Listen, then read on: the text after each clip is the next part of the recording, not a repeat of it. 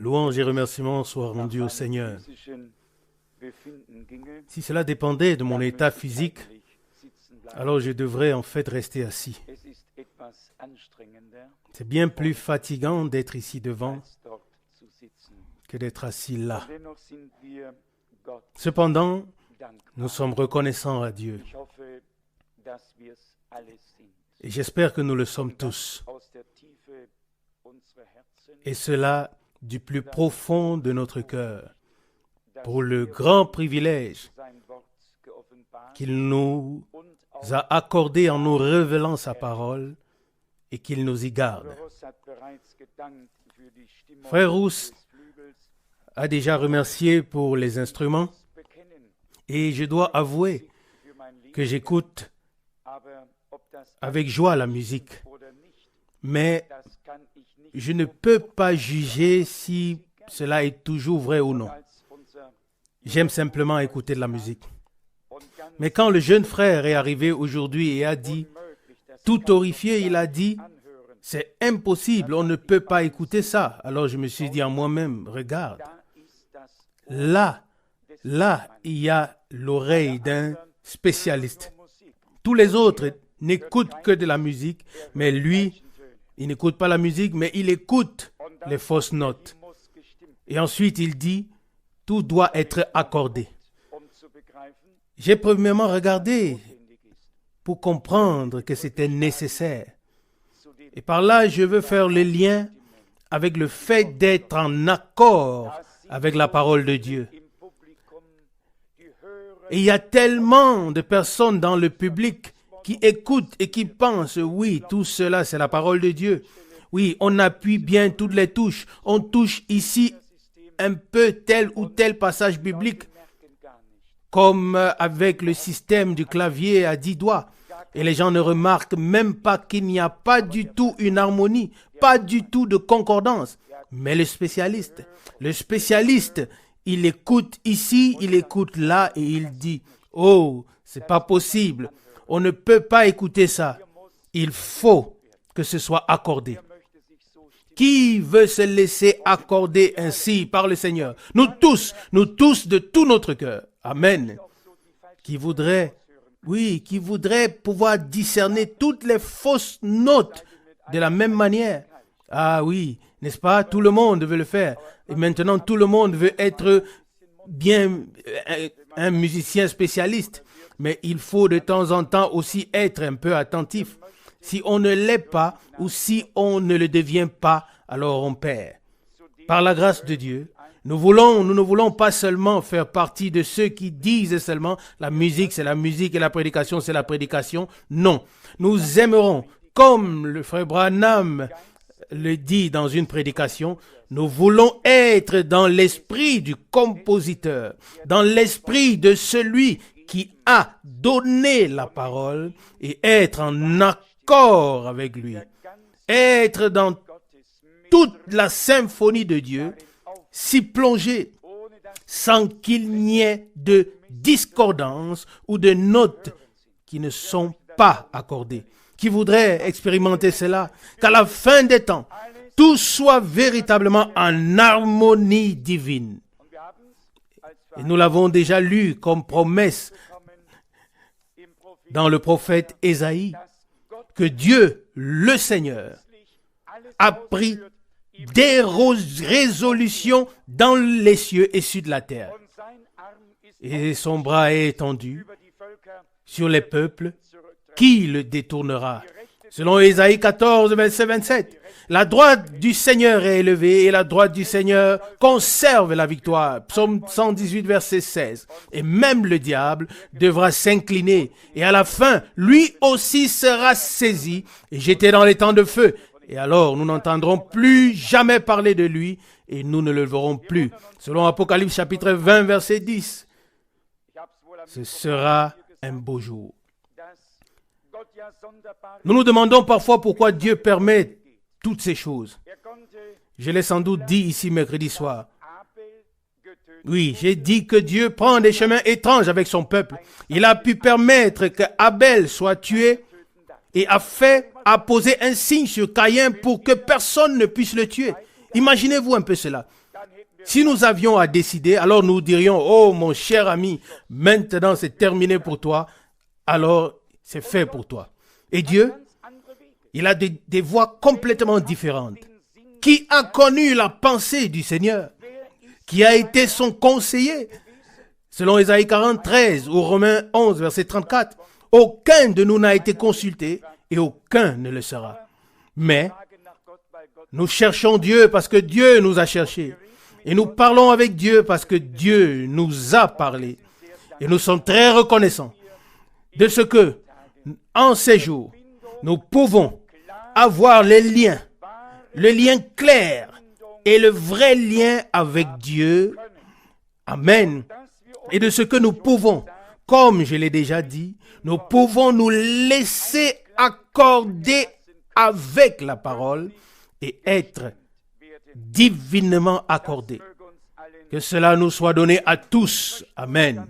Je voudrais encore lire très brièvement quelques passages des Saintes Écritures, puis aussi quelques citations du livre Les Sept Sceaux. Je lis du prophète Ésaïe, chapitre 38. Je lis à partir du verset 15. Que devrais-je ou que dirais-je maintenant, puisqu'il m'a donné sa promesse et qu'il l'a aussi accomplie? Je marcherai tranquillement toutes mes années, malgré l'angoisse de mon âme. Ô Seigneur, c'est de cela que l'on vit. Et c'est en cela qu'est la vie de mon esprit. Ainsi, tu me rendras la force et la vie. Verset 17. Voici, la souffrance amère est devenue mon salut, car tu as préservé ma vie de la fosse de destruction, car tu as jeté tous mes péchés derrière toi. Puis vient le verset 19. Le vivant te loue, le vivant, c'est lui qui te loue, comme je le fais aujourd'hui. Peut-être jusqu'ici, cette parole. Dieu a fait des promesses. Il en a accompli plusieurs et il accomplira encore le reste. Nous pouvons nous fier à Dieu à 100%. Nous ne devons pas le dévancer, mais nous ne devons pas non plus être à la traîne, loin derrière. Mais s'il nous accorde grâce, nous voulons avancer au même pas que sa parole et son esprit, en accord avec l'Ancien et avec le Nouveau Testament, avec notre Dieu, jusqu'à ce que nous passions de la foi à la vue. Nous savons en effet que le message de la fin des temps est la parole révélée de Dieu. Nous l'avons dit à maintes reprises. Chaque prédication est issue de la parole de Dieu et nous ramène à la parole de Dieu. Amen. Dieu est le Dieu de sa parole. C'est par la parole qu'il a créé toutes choses. Et sans la parole, rien ne peut être. Même pour Christ, toutes les prophéties ont été données à l'avance. Et chaque parole de Dieu, pour autant qu'elle soit sortie de la bouche de Dieu, amen, fait partie du plan et du programme global de Dieu. aucune de ces paroles ne pourra jamais devenir caduque ou manquer. Chacune de ces paroles s'accomplira comme Dieu l'a dit. C'est en cela que notre foi est ancrée. Ici, il est dit au verset 19 d'Ésaïe 38, le vivant, c'est celui qui te loue comme je le fais aujourd'hui. Et je pense que cet après-midi, nous allons tous remercier le Seigneur, véritablement le remercier du fond de nos cœurs. Et la prière commune a un grand avantage, à savoir que tous ceux qui auraient individuellement du mal à ouvrir la bouche pour remercier Dieu, que ceux-là aussi puissent également participer à la prière et remercier le Seigneur. Des millions d'hommes, des milliards d'anges et des chérubins et d'armées peuvent en effet servir le Seigneur et lui rendre hommage. Il a tout le contrôle, oui, d'un seul coup d'œil. Dieu est très élevé. Nous n'avons pas besoin d'attendre l'un après l'autre pour le remercier à tour de rôle, mais nous pouvons élever nos voix d'un commun d'accord et offrir au Seigneur notre remerciement que nous lui devons. Je voulais encore lire quelques passages, car la parole de Dieu est tout simplement si précieuse qu'on pourrait en parler jour et nuit et s'y plonger. Dans Ésaïe chapitre 25, à partir du verset 7, il est écrit, Ésaïe 25 verset 7, « Et sur cette montagne, il enlèvera le voile qui enveloppe tous les peuples et la couverture qui est étendue sur toutes les nations. » Verset 8. Il fera disparaître la mort pour toujours. Dieu le Seigneur essuiera les larmes de tout visage et il effacera l'opprobre de son peuple partout sur la terre, car le Seigneur l'a promis. Amen. Car le Seigneur l'a promis. Voici la promesse. Il fera disparaître la mort pour toujours. Il essuiera les larmes de nos cœurs.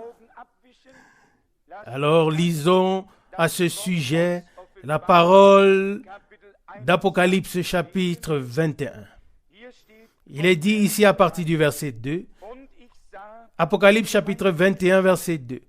Et je vis descendre du ciel d'auprès de Dieu la ville sainte, une nouvelle Jérusalem, vêtue comme une épouse parée pour son époux. Verset 3. Puis j'entendis du ciel une voix forte qui disait, « Voici le tabernacle de Dieu avec les hommes, et il habitera avec eux, et ils seront son peuple. Oui, Dieu lui-même sera avec eux. » Verset 4. Et il essuiera toute larme de leur cœur, et la mort ne sera plus, et il n'y aura plus de deuil, ni de cris de lamentation, plus de douleur, car les premières choses ont disparu. Alléluia, gloire à Dieu. Ici, dans l'Ancien Testament, Dieu l'a exprimé par le prophète Ésaïe, et il est dit si merveilleusement ici, Ésaïe 25 verset 8, « Car le Seigneur l'a promis. » Et dans le Nouveau Testament, nous lisons l'accomplissement de ce qui a été annoncé dans l'Ancien Testament. Amen. Oui, Dieu lui-même sera avec eux, et il essuiera toute larme de leur cœur, et la mort ne sera plus. Apocalypse 21, verset 3-4. Bien-aimés, comme nous pouvons comme nous serons reconnaissants et joyeux quand il ne restera plus rien, ni même aucune trace de tout ce qui s'est abattu sur l'humanité à cause de la chute. Oui, il n'y aura plus de péché, plus de maladie, plus de mort, plus de souffrance, plus de cris, plus de détresse, plus d'enterrement, plus de cimetière, plus de chagrin, plus rien. Alors la bouche sera remplie de rire et la louange sortira de la langue. Ça, ce n'est pas une histoire, mais ça, c'est la réalité divine à laquelle toi et moi, nous prendrons part par la grâce de notre Dieu. Amen. Car il l'a promis. Et ce qu'il a promis, il l'accomplira certainement. Ce qu'il a arrêté, il exécute. Ensuite, l'autre passage, ici dans le prophète Ésaïe au chapitre 49, juste pour vous montrer le parallèle avec Apocalypse chapitre 7. Il est dit ici dans Ésaïe 49, Ésaïe 49, à partir du verset 10. Ils n'auront pas faim et ils n'auront pas soif. Ils ne seront pas atteints par le vent impétueux, ni par le soleil brûlant. Car celui qui leur fait miséricorde sera leur guide et les conduira près des sources d'eau. Si nous ouvrons ensuite Apocalypse chapitre 7, alors il est écrit presque les mêmes paroles, à savoir qu'ils ne seront plus brûlés par le soleil et qu'ils n'auront plus faim ni soif. Nous l'avons déjà mentionné hier soir. Apocalypse chapitre 7, verset 15. C'est pourquoi ils sont devant le trône de Dieu et le servent jour comme nuit dans son temple. Et celui qui est assis sur le trône habitera au-dessus d'eux. Écoutez maintenant, verset 16. Ils n'auront plus faim, ni soif, et aucun soleil brûlant ne les frappera, ni aucune chaleur.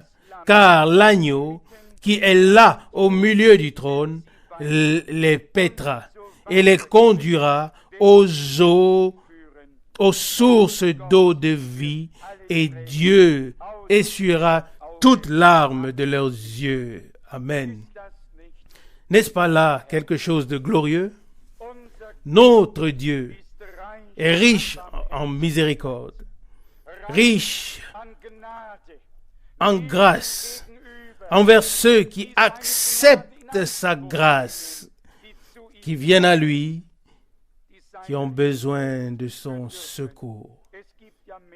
Il y a en effet des personnes qui n'ont pas besoin de l'aide et du secours de Dieu, mais le Seigneur aide, secourt ceux qui viennent à lui et qui cherchent sa face.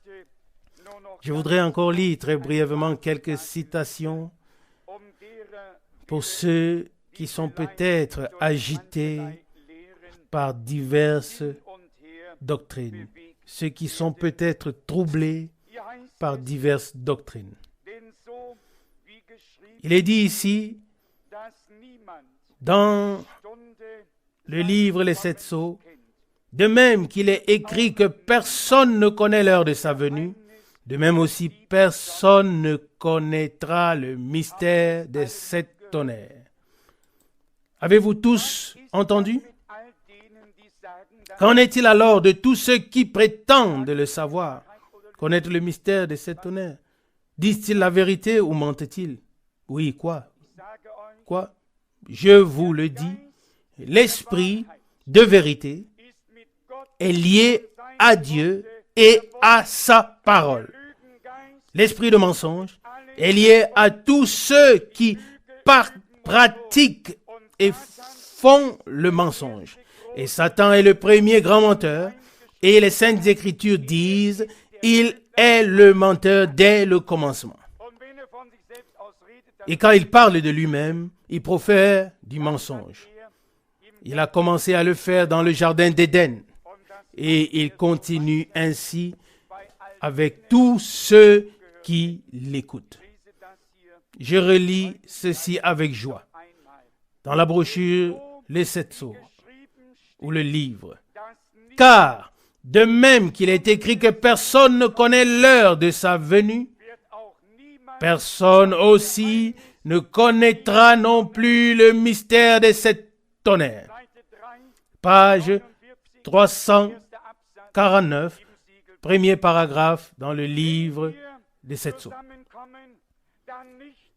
Si nous nous réunissons, ce n'est pas pour être mis en accord avec un homme, ou avec son enseignement, ou avec sa connaissance, mais pour être mis en accord avec Dieu sous la proclamation de sa précieuse et sainte parole, car c'est à cela que nous avons été destinés, afin que sa parole nous mette en accord, nous accorde avec lui.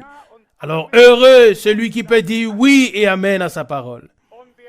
Et celui qui ne le fait pas de tout son cœur est à moitié convaincu et s'ouvre ainsi à bien des choses qui surgiront ensuite et qui pourront surgir. Il est grand temps de croire et de prendre au sérieux ce que Frère Branham a dit.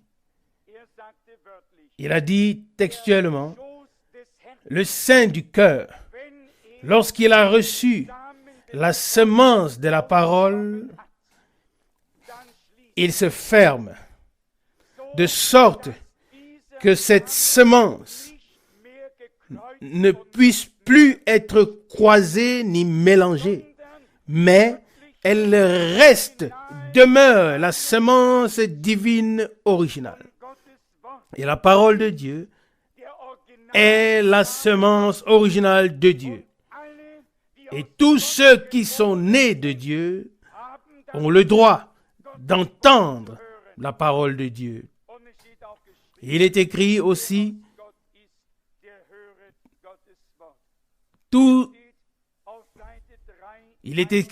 celui qui est de Dieu entend la parole de Dieu. Jean 8, 47. Il est dit ici à la page 341, tout ce que je sais, c'est que les 7 tonnerres déploient le mystère, que le silence s'installe dans le ciel. L'heure est peut-être déjà venue pour cette grande personne que nous attendons de paraître. Peut-être que les fondations ont été posées par ce ministère, par lequel j'ai essayé de ramener les gens à la parole. Quel était le but de ce ministère? Ramener les hommes à la parole de Dieu. Tous les prophètes ont été envoyés par Dieu pour ramener le peuple de Dieu à Dieu. Si cela est le cas, alors je vous quitterai pour toujours. Il n'y aura pas 2 d'entre nous à la fois. Si cela se passe ainsi, alors je devrais diminuer afin qu'il puisse croître. J'ai eu le privilège de Dieu de voir ce déploiement. C'est la vérité. Il a vu des choses, et cela en vision, comme Jean sur l'île de Patmos. Mais nous, par la grâce de Dieu, nous aurons le privilège d'assister à ce que les prophètes ont vu en vision. Nous aurons la grâce et le privilège d'expérimenter ce que les prophètes ont vu en vision. Car c'est maintenant la fin de toute chose. Et ce que Dieu a décidé de faire, il le fera sous peu, car le temps est arrivé à son achèvement. Et il n'y a aucun doute à ce sujet. Un grand diplomate américain a dit il y a quelques semaines, nous sommes la première génération qui sait que nous sommes la dernière.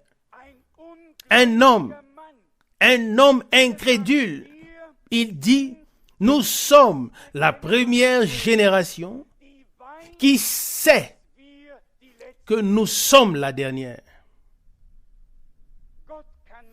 Dieu peut même diriger les non-croyants comme des cours d'eau. Je vous l'ai dit ici mercredi soir, lorsque j'ai passé la nuit à Zurich, à l'hôtel de l'aéroport, dans la chambre 409, à la tête du lit était accrochée la première machine de Rolls-Royce. Et savez-vous ce qui était écrit dessus? Last Day, les derniers jours. En 1918, quel que soit l'auteur de cette œuvre, quel que soit l'ingénieur qui se trouvait ou s'est trouvé à travailler sur cette œuvre, Rolls-Royce joliment dessiné, mais ne ressemble pas à une voiture ou à un avion aujourd'hui, mais dans les années 1918, et sur toute l'image, et en majuscule, Last Day, les derniers jours. Même les non-croyants ont le pressentiment, l'inspiration que les derniers jours, les derniers temps ont commencé. Mais par la grâce de Dieu, nous pouvons faire partie de ceux qui ne se contentent pas de dire que nous sommes la première génération qui sait quelle est la dernière, mais nous pouvons être la génération qui peut vivre, expérimenter la visitation de Dieu pour la dernière fois dans le temps de la grâce. Amen. Et ça, c'est le plus grand privilège de tous les temps. Frère Branham a dit quelque part, si le Seigneur m'avait demandé au commencement, dans quel temps voudrais-tu me servir? Dans quelle génération voudrais-tu vivre?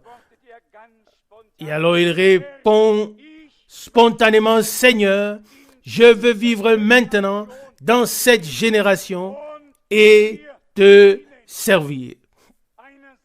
D'un côté, un temps mauvais. Un temps comme il n'y en a jamais eu auparavant. Mais d'un autre côté, une époque glorieuse, une époque merveilleuse. La révélation divine de la parole de Dieu et de sa volonté comme jamais auparavant. Tout est en accord. Amen.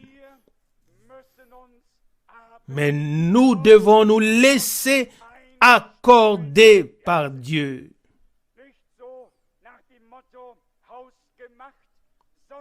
Pas seulement une devise que l'on fabrique, mais tout doit être bien fait. La main du maître doit être mise à l'œuvre. Et il y a un seul maître, et c'est notre Seigneur Jésus-Christ. Et il marche au milieu de 7 chandeliers d'or. Pas parce qu'il a beaucoup de temps, mais parce que le temps est venu de dire aux églises, par la parole révélée et par l'Esprit, ce qui doit être dit. Amen. Heureux l'homme qui reconnaît la bonté de Dieu en ces jours, mais aussi la ruse de l'ennemi qui veut toujours éloigner les hommes de la parole. Et il a en effet des interprétations qui sonnent toutes bien. Dans la parole, il y a toujours un certain sérieux. Mais dans l'interprétation, tout est arrondi. Oh, ça passe si bien comme des friandises. Mais dans l'estomac, alors c'est tout autre chose. Dieu veut que nous n'écoutions plus que lui. Cela a déjà été dit aux noces de Cana, à Galilée. Faites ce qu'il vous dira. Jean 2, verset 5. C'est lui que vous devez écouter, selon Matthieu 17, verset 5. Et nous sommes convaincus que si nous avons la parole révélée en équilibre avec la parole écrite, l'Ancien et le Nouveau Testament, amen, alors nous sommes convaincus que l'Esprit de Dieu nous introduira, nous conduira dans toute la vérité et nous y maintiendra jusqu'au retour de Jésus-Christ, notre Seigneur. Il existe une église épouse qui, comme Marie, sera vierge à la fin. En elle, il y aura la parole de vérité. Amen. Et Dieu placera en elle la parole de la promesse et l'amènera à son accomplissement comme cela s'est produit pour Marie. Et pour cela, oui, enfin, quelqu'un dit Amen. Je pensais que nous avions été prêchés et que nous étions déjà tous morts. Mais il semble qu'il y a encore de la vie parmi nous. À cela, nous pouvons dire un puissant Alléluia, car notre Dieu a parlé et sa parole est vivante. Et qu'est-ce qu'a dit Ésaïe? Ce ne sont pas les morts, mais c'est le vivant qui te loue. Ainsi, celui qui a reçu la vie de Dieu ne peut faire autrement que de louer le nom du Seigneur. Et comme nous l'avons dit très souvent, si nous ne le faisons pas, nous en qui Dieu a fait de si grandes choses, alors qui le fera? Qui le fera? Aujourd'hui, nous voulons remercier le Seigneur, le remercier et le faire de tout notre cœur et de toute notre âme. Aujourd'hui, nous voulons nous laisser accorder par lui et lui dire, Seigneur, tu es le maître, prends-moi, accorde-moi, accorde tous les côtés de mon cœur, alléluia. Que chaque note de ta parole résonne en moi comme tu veux. Amen. Un accord total avec Dieu et avec sa parole. Une harmonie divine au milieu de l'épouse. Une harmonie divine entre l'épouse et l'époux, car c'est le même esprit et la même parole que nous avons. Amen. La même semence parole, les mêmes paroles prophétiques, la même bouche que Dieu a utilisée pour prophétiser sur Christ le Rédempteur. C'est la même bouche qui a parlé, le même Ésaïe, les mêmes prophètes, le même David qui s'est exclamé, mon Dieu, pourquoi m'as-tu abandonné? C'est par lui que Dieu a dit beaucoup de choses. Ainsi donc, le même Dieu, la même parole, le même esprit, et ainsi le Rédempteur et les rachetés sont liés ensemble. Comprenons-nous cela? le Rédempteur et les rachetés sont liés ensemble. Lui le premier né d'entre plusieurs frères. C'est pour cela qu'il pouvait dire, je monte vers mon Père,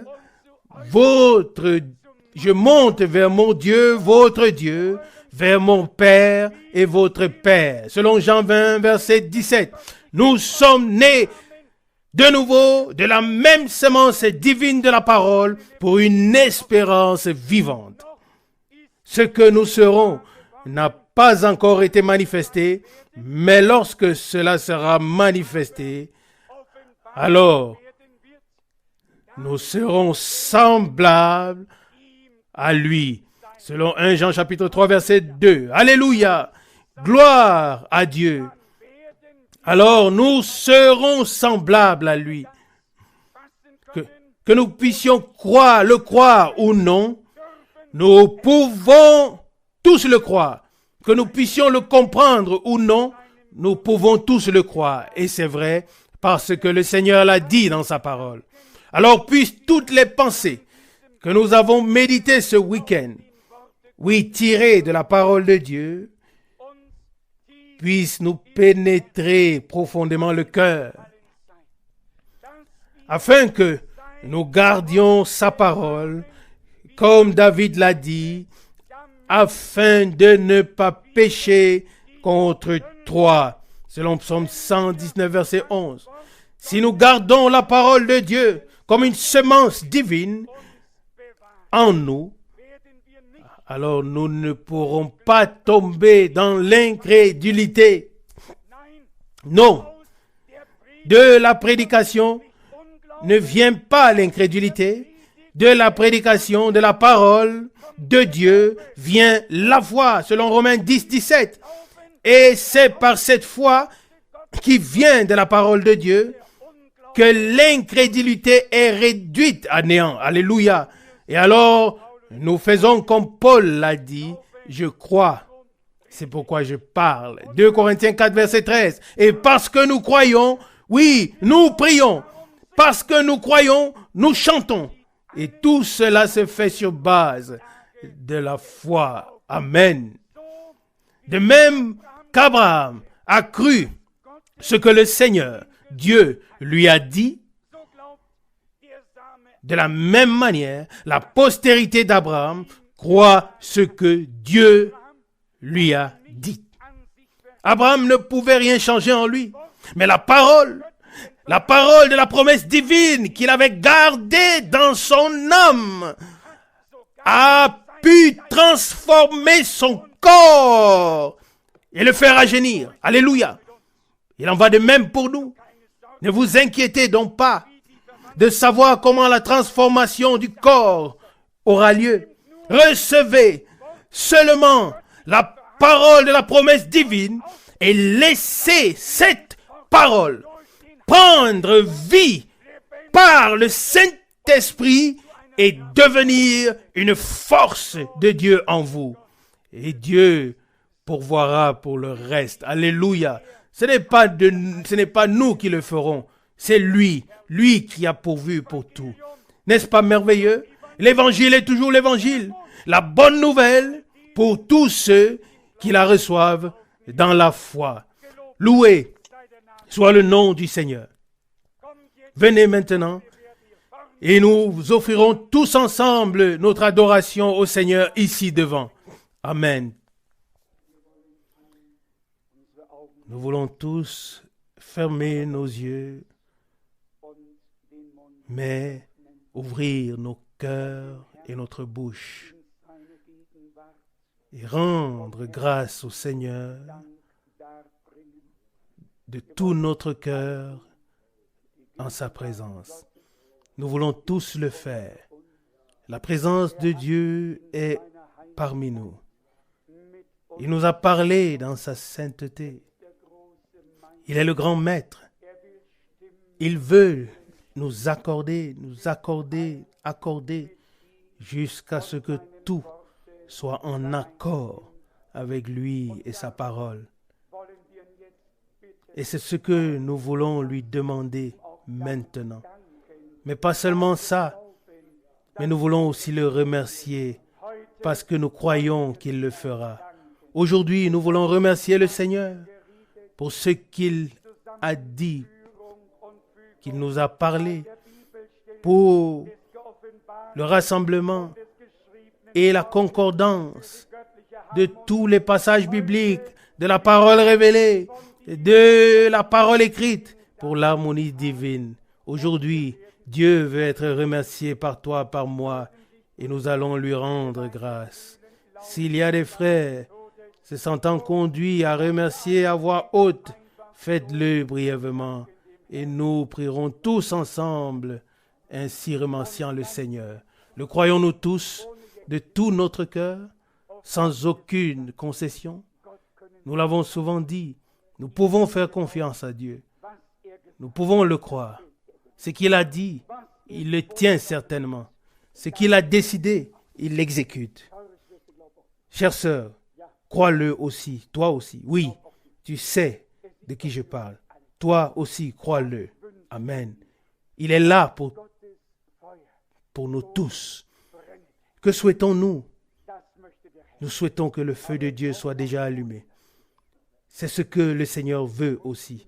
Mais il a besoin aussi de charbon. Oui, il faut que le charbon soit aussi là. Loué et remercié soit notre Seigneur. Ne remarquez-vous pas que ce sont des heures où Dieu nous accorde et Dieu utilise les circonstances terrestres pour nous faire penser à des choses qui nous sont précieuses, qui ont de la valeur pour nous. L'important, c'est que nous prenions au sérieux le discours de Dieu à chaque heure. Cela portera ses fruits. Cela aura valu la peine. Beaucoup ont entendu la parole du Seigneur ces dernières années, mais elle n'est pas devenue une révélation pour eux. Le temps est avancé. Dieu veut maintenant faire une chose très sérieuse avec ceux que le Seigneur va prendre à la maison. Il doit pouvoir compter sur nous, nous faire confiance. Il doit savoir que nous le croyons entièrement du début jusqu'à la fin, que nous le comprenions ou non. Sa parole est sainte. Interruption, quelqu'un dit, et l'assemblée doit être un. Et frère Franck continue, oui, l'assemblée doit être un. Et nous l'avons dit, l'accord commence en chacun personnellement. Et ensuite, nous sommes aussi en accord les uns avec les autres. Dans le prophète Ésaïe, il est écrit la clé est sur son épaule. Et sa domination n'aura pas de fin. Elle s'étendra au loin. Ésaïe 9, verset 5. Et la clé, et il a la clé, elle est dans sa parole. Lorsqu'il ouvrira et accordera, alors personne ne pourra plus fermer. Alors il sera accordé et tout sera OK. Comme c'est merveilleux que nous puissions reconnaître la parole écrite, la parole révélée, les prophètes, les apôtres, l'Ancien, le Nouveau Testament, tout en accord, tout concorde. Ce n'est pas un homme qui l'a fait, c'est Dieu. Et nous sommes ici pour laisser Dieu agir. Loué soit le nom du Seigneur. Bien-aimés, cela doit nous saisir à nouveau dans l'âme. Sa parole doit devenir une si grande pour nous, et sa grâce aussi. Et alors, il se passera encore de plus grandes choses. Grâce à son aide, nous avons pris le bon chemin. Et comme le Seigneur l'a fait dire à l'époque à Frère Branham, tu as fait le bon choix. Et c'était mon choix, c'était ma voie. Ceux qui sont destinés par Dieu ne peuvent que faire le bon choix et le choisir parce qu'ils ont été choisis par lui. Aussi simple que cela. Pouvons-nous le croire? Nous n'aurions pas pu le choisir s'il ne nous avait pas choisis. L'un va avec l'autre. C'est à lui, notre Dieu, que nous devons nous rendre grâce. Sa présence est ici maintenant. Il nous a parlé.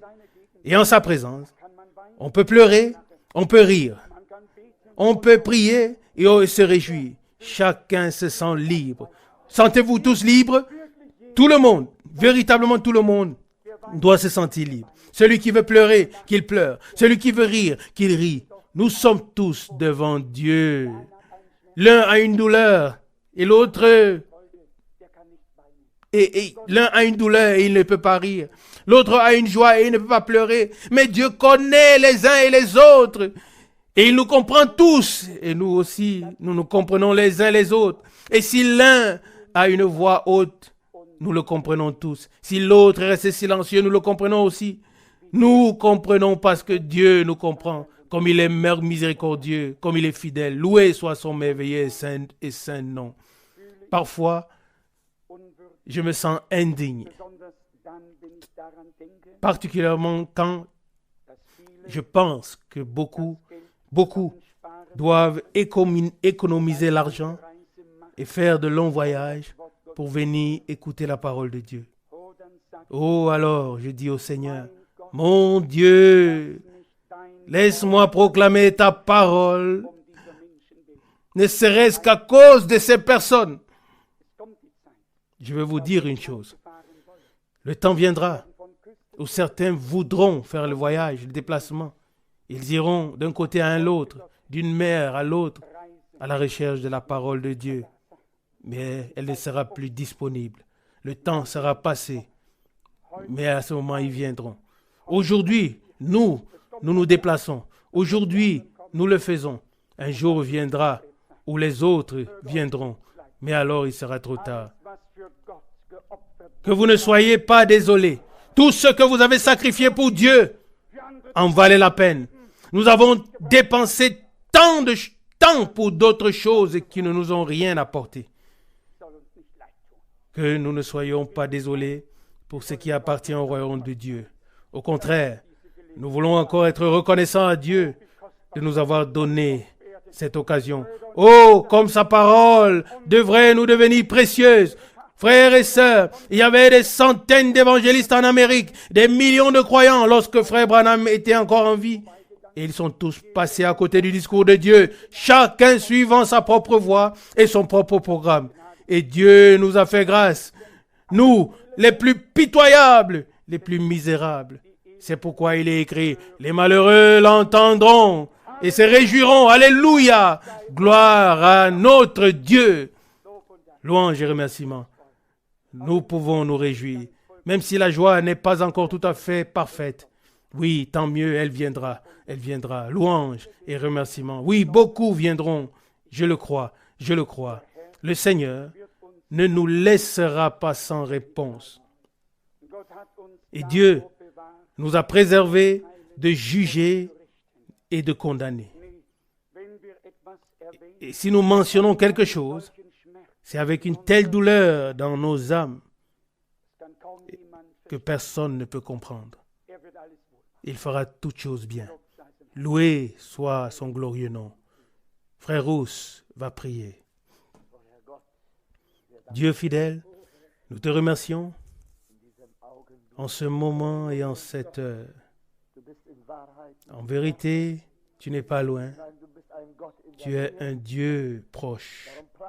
C'est pourquoi nous te louons et nous t'adorons en tant que ton peuple, comme en tant que le troupeau de ta main, comme ceux que tu as appelés dans ces jours. Nous avons entendu ton appel. Nous ne savons pas comment ça va continuer, Seigneur, mais tu connais le chemin. Et nous ne nous éloignerons pas, Seigneur. Nous ne bougerons pas à moins que tu ne prennes le devant, ô Seigneur. Louange à toi, ô Seigneur. Gloire à ton nom, ô Dieu fidèle. Que pouvons-nous te dire? Nous te supplions simplement, reste avec nous. Et nous voudrions demeurer avec toi aussi longtemps qu'il faille rester ici. Nous l'avons entendu, nous ne connaissons ni le temps ni l'heure où tu viendras chercher ton peuple. Mais Seigneur, nous savons c'est proche devant la porte. Seigneur, nous voulons tous être du nombre, jeunes et vieux, nos familles, nos enfants, nos proches. Nous te remettons tout, Seigneur. Tu es capable de sauver. Tu es capable de tout faire.